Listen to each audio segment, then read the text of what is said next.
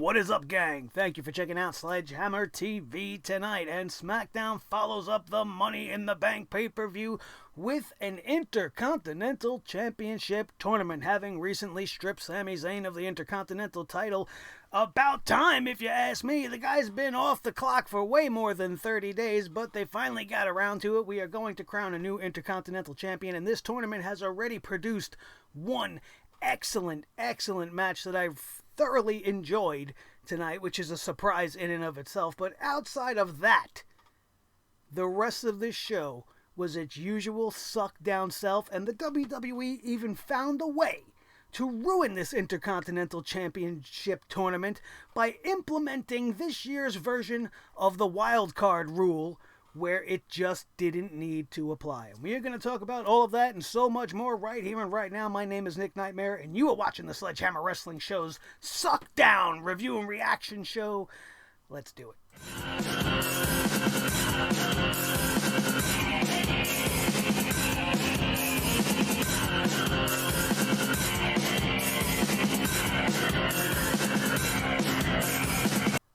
Sledgehammer Wrestling Show.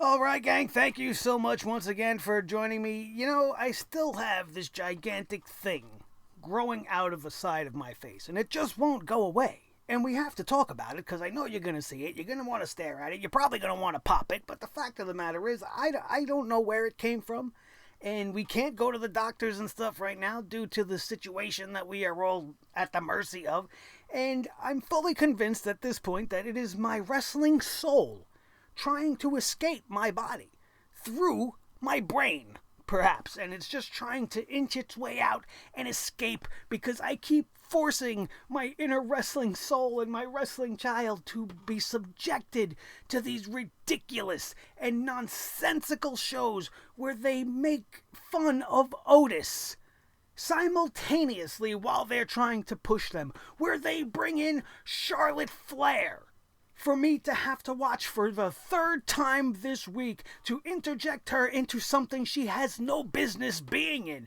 I don't care that she was a former four-horsewoman of NXT. I don't care that she's friends with Sasha and Bayley. Do you know what the Sasha versus Bayley storyline didn't need? Charlotte freaking Flair. That's for sure. So it's no wonder my soul is trying to escape through this protrusion in the side of my head. I'm hoping that it's actually successful and that it does escape and runs far away and saves his own life. Because he has to watch while the WWE brings in AJ Styles from Monday Night Raw, the Brand Extension Invitation Wildcard Rule 2020. Why is AJ Styles being put in an Intercontinental Championship tournament to compete for a title that is part of a show that he is not a part of? It's just as bad as having the NXT Women's Champion, who's actually a member of the Raw roster, showing up on SmackDown for no reason at all. At least in AJ's case, he's going to be in this tournament, and I guess his resume speaks for itself. We're talking about AJ Styles, right? He's a former World Heavyweight Champion, right? Maybe he wants to get the Intercontinental Championship, and that's fine. I mean, he seems like he would be a great Intercontinental Champion. But what has AJ Styles done to warrant this? We last seen him losing at the Money in the Bank in a very unceremonious fashion. Prior to that, he was buried alive by The Undertaker and has come back since with no explanation. We don't know if Gallows and Anderson dug him out of the hole before they tucked tail and left. We don't know if The Undertaker himself decided to have mercy on AJ and rise him from the grave. We don't know any details, we don't know anything, and we didn't have enough time pass for us to not care. If you would have left him and made him be gone for months and months and months, we're not going to be sitting here going, oh, well, how did he get out? No, obviously, that's how you do these angles. That's what you do with a buried alive match. And then the person goes away for months and months at a time and then just comes back in a new way with a new persona. Maybe AJ could have styled his hair to the left instead of the right in order to sell these things. So with all of these things happening to AJ, why is he in this Intercontinental Championship tournament? It just doesn't make any sense. And before we really get on with the hammering of this show, I will talk about the one other positive thing that I took away from SmackDown tonight, and that is Sonya Deville. I think Sonya Deville, we've talked about it for the last couple of weeks, she's been great. She's been great on the mic. Her character development is getting over really well. I'm not too crazy about her being with Dolph. I think Dolph needs to exit the scenario at this point. He serves no purpose. He's not her romantic interest, that's for sure. He's still in this for Mandy. That's over. Let's let that be over. Dolph Ziggler is not adding any value to it. And in fact, I feel like he's taken it down just a little bit. Because he doesn't need to be around anymore. That story has sailed. The story we want to see right now is what's going to happen with Mandy Rose and Sonya Deville. And Sonya's words have been spitting like hot fire, and she's been doing fantastic.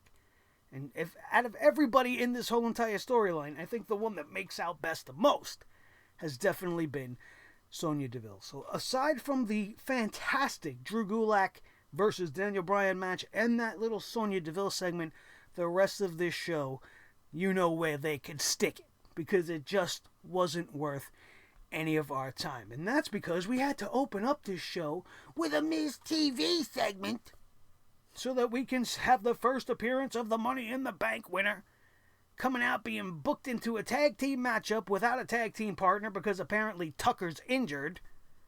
And he has to find himself a tag team partner to challenge The Miz and Morrison, who did nothing but make fun of Otis.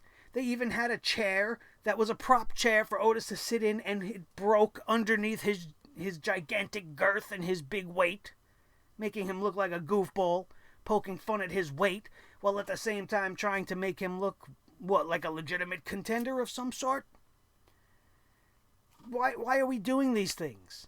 It's the same thing like they did to him for Money in the Bank. He went to go climb a ladder. A fucking ladder that's the same type of ladder we've seen guys like The Big Show and Mark Henry climb up, but Otis goes to climb up the ladder, and the rungs bust beneath his feet. That's okay. Come on. It's freaking ridiculous. And they're making this guy look like a joke. They gave him the Money in the Bank and continued to book him like just a loser. And even if he wins tonight with his surprise opponent, what is it doing for Otis? Putting him in a main event spot. Big deal. You're making him look like a jerk. And it's not right. Nobody has any reason to take him seriously.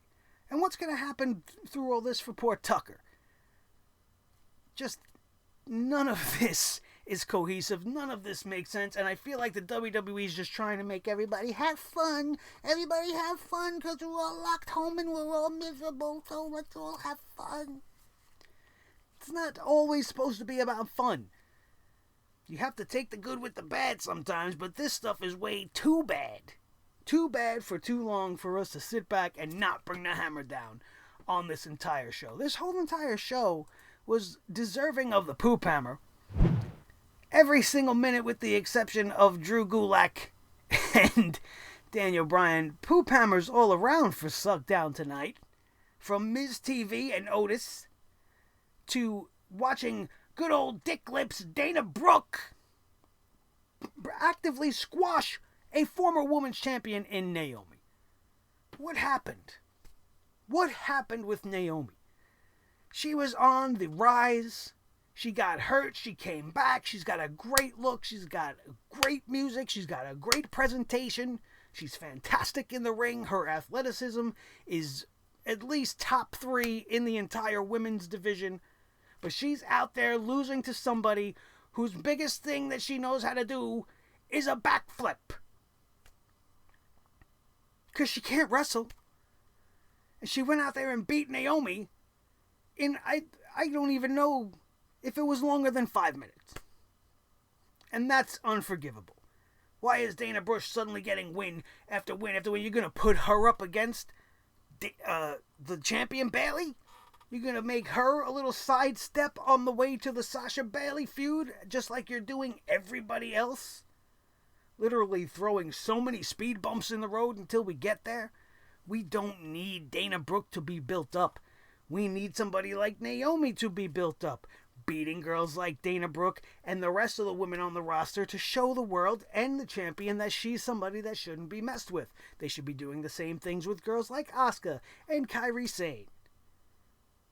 And then maybe we'd have a viable women's division. But instead, we're watching SmackDown, we're watching Dana Brooke beating Naomi. Which on some universe somewhere in some alternate timeline, I guess that makes sense.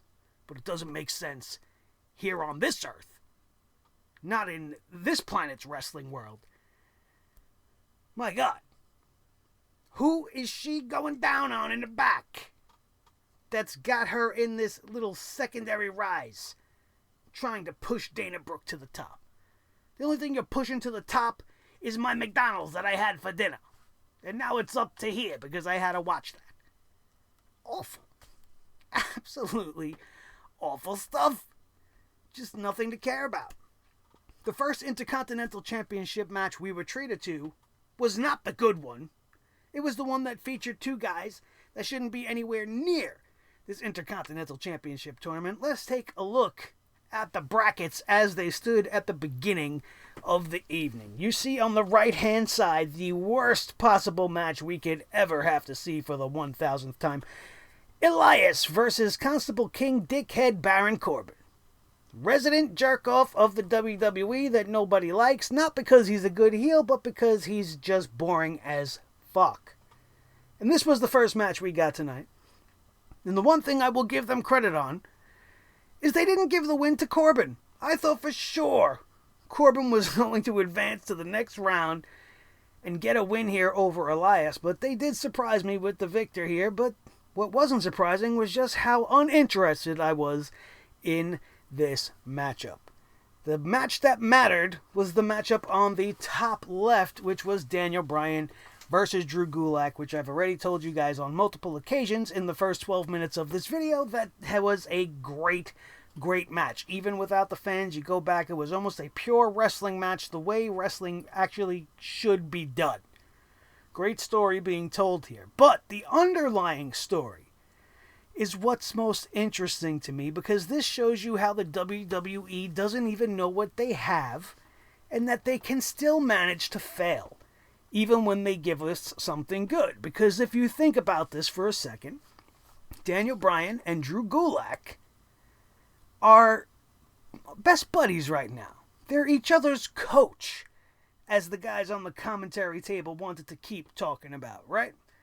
So you have this interesting relationship.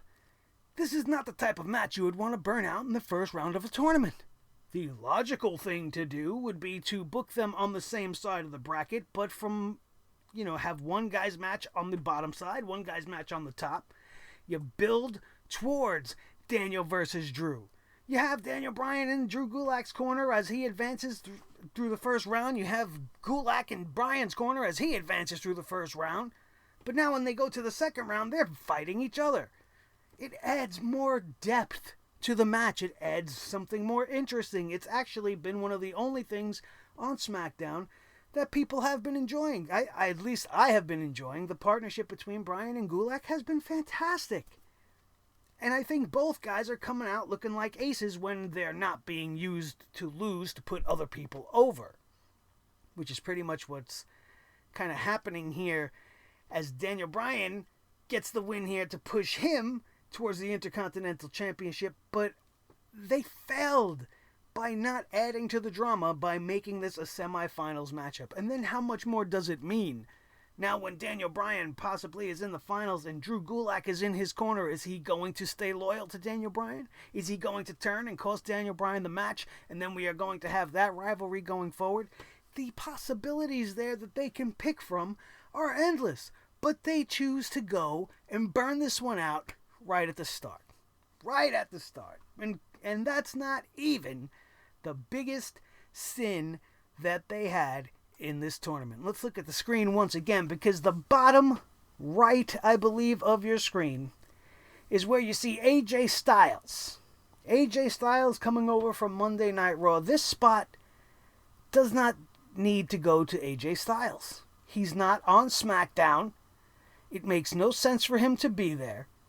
And all they're doing is putting him in a match to burn out AJ versus Shinsuke. This is another match that if this was your intention, this could definitely be a finals match. Shinsuke, being part of Sammy's little stable, should be able to advance out of the first round. Cesaro didn't even make the cut, which is shocking to me. You don't have Cesaro in here so that we can get Jeff Hardy versus Sheamus, which is a rivalry that's existing outside of the Intercontinental Championship that doesn't need to be involved in this tournament. It's taking away from 2 spots from a guy like a Cesaro and somebody else that could be in this Intercontinental Championship matchup. It's just so blatantly bad. It's like they're just picking and choosing by pulling random names out of a hat. Well, let's just take AJ and put him over here. And let's do Jeff Hardy and Sheamus in the tournament because, we don't have any other interesting ways to get them in the ring together, even though Sheamus has been doing a pretty good job of building up his hatred towards Jeff Hardy. The whole reasoning for that match to exist is there, but having it in the Intercontinental Championship tournament is the wrong move, in my opinion. Now, outside of those obvious criticisms, which some of you guys probably feel the same way as I do, some of you probably don't. Some of you guys, big AJ fans, probably think this is great. And I'd like you to explain to me what makes it so great. And you could do that in the comments section below, which, as you guys always know, is yours. So as we were talking about, the first Intercontinental Championship tournament match was Elias defeating Constable Dickhead Baron Corbin. Let's call him Karen. Let's call him that. Karen Boring. Because that's what he is. He's freaking boring. Absolutely awful. Awful stuff. And then the winner of this matchup, as we've seen in the brackets, is going to take on the winner of AJ Styles versus Shinsuke Nakamura. This leaves us the possibility of Elias taking on AJ Styles, which is laughable. Laughable. Elias versus Shinsuke. Who cares? Elias is there to lose now. Essentially, the finals is going to go to the winner of Styles Nakamura. We've seen in the back Otis approach Sheamus and ask the heel Sheamus, the babyface Otis asked heel Sheamus, "Will you be my partner?" And Sheamus laughed in his face and walked away. What did he expect was going to happen? Did he really think Shame-O was going to jump on board the worm train? Why would they even make him ask a heel? Just stupid. Just really stupid stuff. Then Mandy Rose tells Otis, well, you gotta ask the champ. She tells him to ask the Blue Universal Champion Braun Strowman. And now I see the writing on the wall. They've been teasing it for the rest of the night. Will Braun Strowman be the partner? How can the champ team with the Money in the Bank? Cares? It's not gonna happen. You think Otis is gonna cash in on Braun Strowman tonight? Definitely not. That didn't stop them from teasing it before the night was over, but you knew that wasn't going to happen. And why? Why would it happen tonight? It wouldn't make sense even if they did it. So I'm actually surprised they didn't pull the trigger on it, since they like to not make sense more often than not nowadays. We had the mysterious hacker guy show up. We don't know. We are not any closer to finding out who or what his agenda is, who he is, and what's going on. We can all speculate from here to the moon, but I'm tired of saying the same 4 names over and over every week. And when they decide to tell us who he is, we're all going to either say, I knew it, or we're all going to go, wow, that sucks. Because that's the only way it's going to end up, one way or the other. We've seen Otis ask Braun Strowman to be his partner, and Strowman's like, oh, are you setting me up for a cash-in? Blah. So why don't you just write it right out there? Put it right out there. You just... Come on. Who writes these shows? Why would you even have him question it? He shouldn't give a shit. What he should have said is, yeah, I'll be your partner, but don't try any shit on me, bro, because I'll knock you out. That's all he needed to say. You know, oh, are you trying to set me up? Who asks that? And who would answer that honestly? Even if he was trying to set him up, you think he's going to go, well, yeah, Braun. Yeah. Trying to set you up, Braun. Stake some weights, bro. Stop it. Stop it right now. Dana Brooke defeated Naomi. I don't want to talk about it again. Charlotte Flair came out and cut a promo. This was very interesting to me because I feel like this promo was written by Vince McMahon, and he wanted to tell the entire world exactly how he feels about Charlotte Flair. Charlotte Flair says she's working all three brands, and she's doing this because people want more Charlotte Flair. What people? What people outside of Andrade and anybody in the Flair family want to see more Charlotte Flair than what we've been getting of Charlotte Flair, which is already infinitely too much? I'm not one of them. She goes on to say, well, Fox wanted Flair on SmackDown, of course. Why? Because she's 5'10", she's blonde, and she's a Flair. Right out of the mouth of Vince McMahon himself. You can't tell me otherwise. Those are his exact feelings. He believes the world wants to see Charlotte Flair every time wrestling is on TV because she's the 5'10" blonde and she's the daughter of Ric Flair. Done. Put her on TV more. Give the people what they want. It's definitely not this. And then to make it worse, you have her on SmackDown to interject into something she has no business being involved in. And as we mentioned at the start of the show, I don't care about their history. I don't care that they're friends. They're on two separate shows. They're on separate brands. They've had absolutely zero interaction with each other over the last couple of weeks. And it's not necessary. Sasha and Bayley is building itself. They actually haven't been doing a bad job. They really didn't do too much to make me hate what they're doing until now. Because bringing in Charlotte as the spokesperson for this match, you're trying to get her to put over this match, and now you're going to have her in some special match on SmackDown. I don't care. I don't care. You are actively giving me reasons to change the channel. Sasha Banks can speak for herself. She doesn't need Charlotte Flair to speak for her. And how many times are we going to see over and over again Charlotte versus Bayley? Charlotte and Sasha in any combination. Who cares anymore? You have the story. It's right there. You keep wanting to add more to it.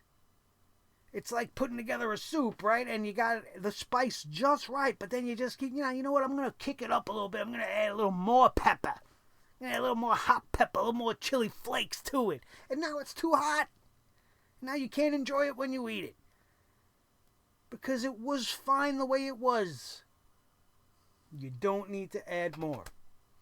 Especially 5'10" blonde Flair. Flair's worth of more. Nobody cared. Absolutely awful. Does it matter what was said back and forth between these two women? No. No. All that matters is they're setting up Bayley versus Flair. And they're trying to create tension where there is already tension between Sasha Banks and Bayley. They're trying to enhance it, I guess, by bringing in Charlotte Flair to stir the pot. That's already boiling over. We don't need nobody stirring it with their big Ric Flair nose in the way. No thanks.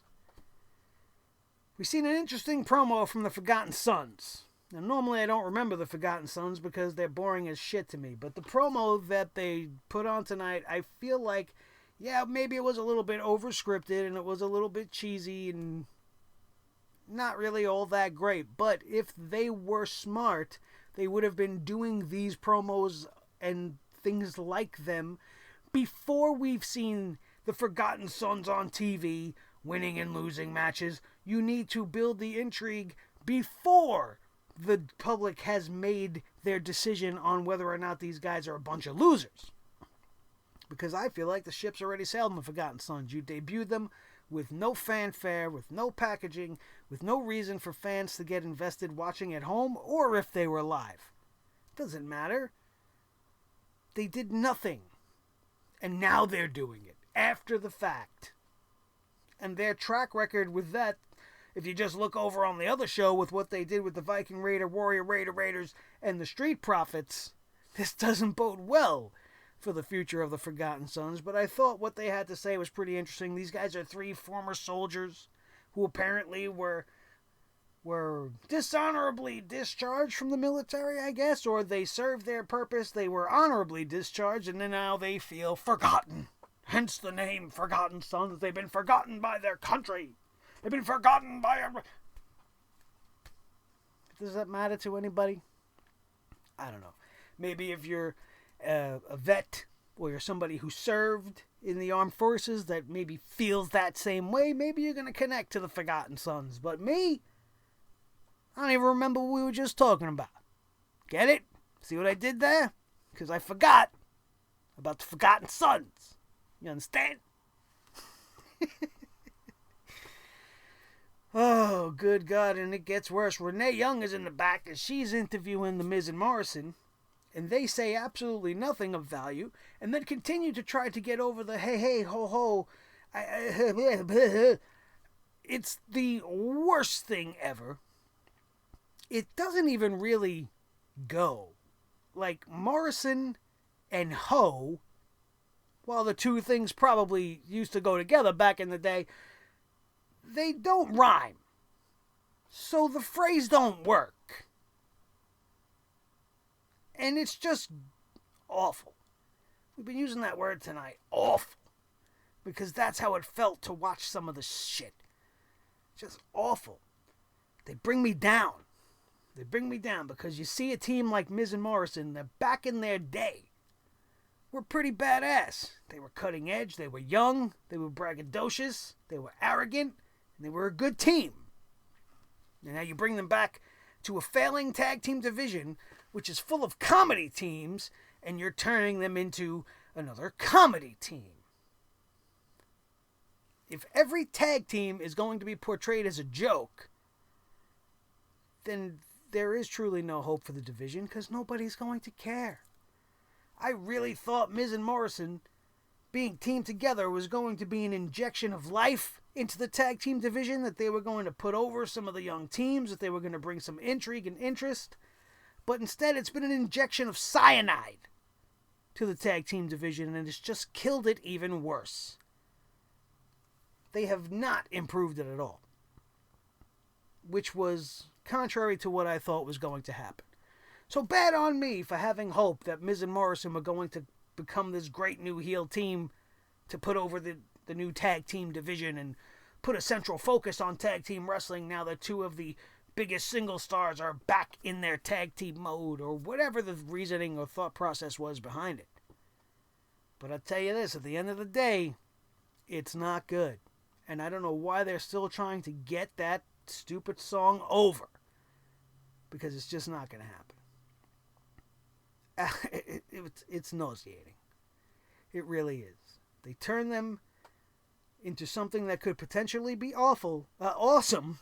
It is awful, but they turned them into something potentially awesome, and they took that potential and turned them into just another extremely cringeworthy tag team in an absolutely dreadful tag team division. The highlight of the night, the Intercontinental Championship Tournament first round matchup between Daniel Bryan and Drew Gulak, which went to Daniel Bryan. It was a fantastic match, very good grappling match. Seen some really close spots where you thought actually maybe Drew Gulak had Daniel Bryan's number, but we're talking about Daniel Bryan, one of the best wrestlers, if not the best wrestler in the world. He advances in the Intercontinental Championship Tournament. He will be taking on the winner of Sheamus versus Jeff Hardy. Renee Young hit the ring and interviewed Daniel Bryan, and I loved this interview almost as much as I loved the match, because they asked Daniel Bryan that he had to give up the Intercontinental Championship a few years ago. He wants to win the tournament back and defend it against everyone. Did I say she asked? I didn't want to talk about the question. Renee Young interviewed Daniel Bryan. He just said. I don't know why I said she asked. Anyway, maybe it's this thing affecting my brain and thought process. So let's let's go on with it. Daniel Bryan said he was forced to give up the Intercontinental Championship 5 years ago. He wanted to win it then, and he wants to win it now to bring it back to its former glory. He wants to give it the prestige that it deserves. It was the workhorse championship, and he wants to defend it against everyone. He wants to have a match every week and make it the championship of the WWE, which is the way many of the wrestlers in the back feel. It is a cherished and long-standing tradition to be the Intercontinental Champion. Truly means you are one of the best wrestlers in the company. And the WWE hasn't taken the Intercontinental Championship seriously in years. And now tonight, all of a sudden, they want to keep talking about all the tradition and all the prestige and talk about former Intercontinental Champions, and they're trying to make everybody think the Intercontinental Championship is once again great. Personally, I still hate the new design of the title, but I respect what the championship stands for. It is the representation of a championship that we all as fans hold near and dear to our heart. The championship that we've seen Randy Savage hold, Ricky Steamboat, Bret Hart, Mr. Perfect, Shawn Michaels, just to name a few. And now we are having this tournament. And some of the best wrestlers in the world are in this tournament. And if it doesn't go to a guy like Daniel Bryan or an AJ Styles, then they failed once again. But this tournament might be great. It might pump out some really good matches. We may get a Daniel Bryan versus AJ finals for the Intercontinental Championship, which could definitely tear down the house anywhere it goes. But what are they going to do after? Are they truly going to give the Intercontinental Championship the respect it deserves? Based off of who's holding it, it's a possibility. But I don't think so. I think they'll end up failing on it. How many great wrestlers have had their hands on that belt over the last couple of years? Shinsuke Nakamura was an Intercontinental Champion. They absolutely wasted it. Sami Zayn didn't even get going. But he definitely had the potential to be a great Intercontinental Champion. But here we are. Hopefully we do get Daniel Bryan, and hopefully he's able to fulfill what it is he wants to prove and do with the Intercontinental Championship. Smart Money says Daniel Bryan faces Sheamus in the semis leading to the finals next week. I have a feeling the Celtic Warrior is going to get one over on the charismatic Enigma in their first meeting since the beginning of this feud. Because if Jeff Hardy beats Sheamus next week, then what's the point of even going forward? Jeff Hardy has to lose in order to make the feud be interesting anyway, so let's see if they do that or not. Dolph Ziggler and Sonya Deville discussed their mixed tag team match, which was announced for next week, as they're going to take on Otis and Mandy, and Deville mocked. Mandy Rose said that the only thing she was ever good at was being pretty, and that now it's time for her to take center stage, and continues to promise to ruin Mandy's life. I love everything Sonya Deville is doing right now. And if you want to build somebody up when she's done with this Mandy thing, I think Sonya is a definite possibility to be next in line, to be facing whoever the champion is going forward in the future. I think she's great. I mean, her in-ring work needs still to crisp up a little bit, but she's not as green as she used to be when I see her in action. And her charisma and her character just are speaking volumes right now. And when somebody catches fire like that, that's when you got to jump on it. And it looks like the WWE is not letting it go to waste, but we will have to wait and see exactly how it pans out as it comes to Sonya Deville and Mandy Rose. And then the main event of the evening, Otis and Braun the Snowman defeated The Miz and Morrison. Hey, ho, ho, guess what I already know? Of course they were going to lose this match. You think they're going to win against the Universal Champion and the Money in the Bank briefcase winner? This was all done to make Otis get over, give him a main event, give him a win, put him next to the champion in order to tease a possible cash-in at the end. After the two big men won this matchup, with relative ease, by the way, Mandy Rose's music would play, which caught Braun Strowman's attention, and it looked as if Otis was going to crack him in the skull with the briefcase and try to cash in. But Braun turned around and caught him before he could even make a move. And then Otis was like, I was just kidding, big man. Don't worry, big man. I was just kidding, big man. The worst part of this match, before the end and the whole, hey, don't worry, big man, was they did a double worm. Now, if you're Otis's partner, and I don't care if you're a 7-foot-tall brown snowman, if you're a 6-foot-something Tucker, or you're a tiny little Drake Maverick, if you're going to agree to do this spot, you should at least know how to do the freaking spot. Braun Strowman doing the worm was about as athletic as Dana Brooke, which is to say not much. Dana Brooke can do a couple of flippity-doo-dahs, and that's it. Braun Strowman, attempting the worm tonight, only gets one thing. And you already know. It was absolutely embarrassing. If I were him, I would have went back to the truck after that match and been like, bro, you gotta cut that. Because there's no crowd here to cheer for it anyway, which is the only reason you do that type of spot to begin with. And I look awful. I couldn't do it. I botched the whole thing. I looked like a dead fish more than I looked like a giant worm. And that's what I would have done at the close of SmackDown. But at the close of SmackDown tonight, Strowman and Otis get the win. The cash-in is teased but is not executed. And it really did nothing for nobody. Next week, we get the mixed tag Otis and Mandy versus Sonya and Dolph, who serves no purpose here. And Charlotte Flair, the NXT champion, is going to face the SmackDown Women's Champion, Bayley. For what reason? Only the wrestling gods know why. Because all it's going to do is be torture. And we haven't even gotten through this Friday, and this match, just by its announcement, has brought the excitement level down for next Friday to near minimal.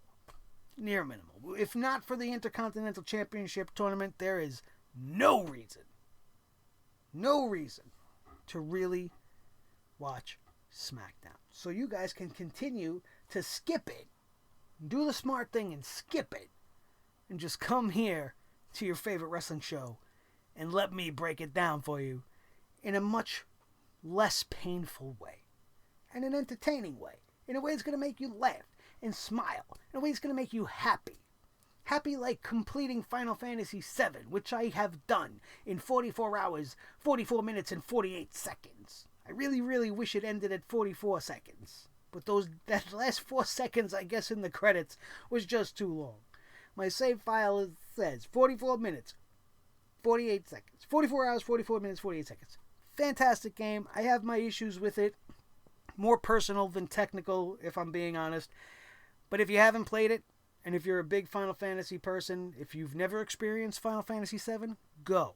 Experience it. It's fantastic. If you love the original like I do, go play it.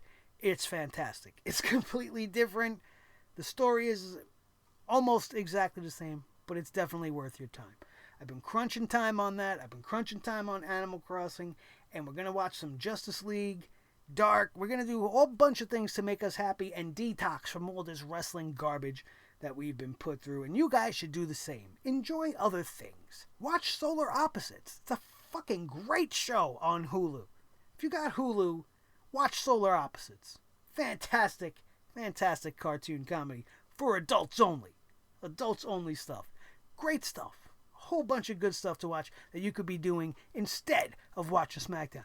Watch all your favorite things, play all your favorite games on Friday, and then take your seats at your computers or on your phones or your tablets or wherever it is you get your hammering, and come on down for more. And you can do that and not miss a thing by hitting that subscribe button right now if you are not already one of the over 2,000 plus that know when you want your wrestling news. Full of fun, full of facts, and full of truth. That Sledgehammer TV is the place to be. Become a Sledgehead right now. Hit that subscribe button. Hit your notification bell so that you don't miss any video as they go up on this channel, as we are trying to plan more and more stuff, different stuff, because covering wrestling sucks, but we love to talk about wrestling. So we're going to continue to do other things and try to bring more new stuff to the channel. Let me know some things that maybe you'd want to see me talk about. Let me know in the comment section down below. Future episodes, everything's wrong with a certain pay-per-view, a certain show, a certain superstar. We could all get involved. That's what we do here. We are a community. We are one of the coolest, newest factions in all of the YouTube wrestling community, and you can join it right now. If you had a good time here today, if it made you laugh, if it made you cry, if it made you understand why SmackDown continues to be a suckdown, hit that thumbs up so that I know you had a great time here and can continue to bring the fire and bring the hammer down the way nobody else does on this earth. And then share this video with each and every one of your wrestling buddies all over the wrestling world, especially if maybe they need to be knocked down a few pegs because they're enjoying this crap for some reason and they need to see what could be, as we book it better, and we tell you what's wrong with everything that the WWE does. And we're trying to continue to grow this army. We've been stuck in this 2,000 range for way too long. We need to get to 3,000 and beyond. And if we could do that before the end of the summer, maybe, just maybe, we'll do something special here. What? I don't know. Maybe we'll throw out some new t-shirts. Maybe we'll throw out some new merch of some other sorts. I don't know, but we'll figure it out. But let's get to 3K, let's get to 10K, let's get to 100K, let's get the Ks going faster than Nolan Riot. And if you're old enough to get that, then you're awesome, and you should already be a subscriber, right? Thank you all so very much for joining me. If you missed anything on the channel, everything will be linked in the annotations up above, from the Money in the Bank review to our entire coverage of WrestleMania weekend. Everything that you need to bring the hammer down on is there for your viewing pleasure. That, my friends, is going to do it. My name is Nick Nightmare. This is the Team Thor, the Sledgehammer, the official Sledgehammer of the Sledgehammer Wrestling Show. His tag team partner, the World Heavyweight Champion of all the microphones in all the world, Mr. Blue the Snowball, the most important member of the team, as always, each and every one of you. That is all we got tonight. That is going to do it, and we are out of here. And we will see you next time right here on your new favorite wrestling show, the Sledgehammer Wrestling Show, only on Sledgehammer TV, right here on YouTube.com. And stay tuned, because maybe the next time you see me, I won't have this very distracting and grotesque extension of my wrestling soul trying to escape my brain. And I'll actually look like a normal person again, which I am very much looking forward to. And I know most of you guys are too. So thanks for tolerating my weird face and my very, very honest opinions. I love you guys, and we'll see you next time right here on the Sledgehammer Wrestling Show, only on Sledgehammer TV. Boom.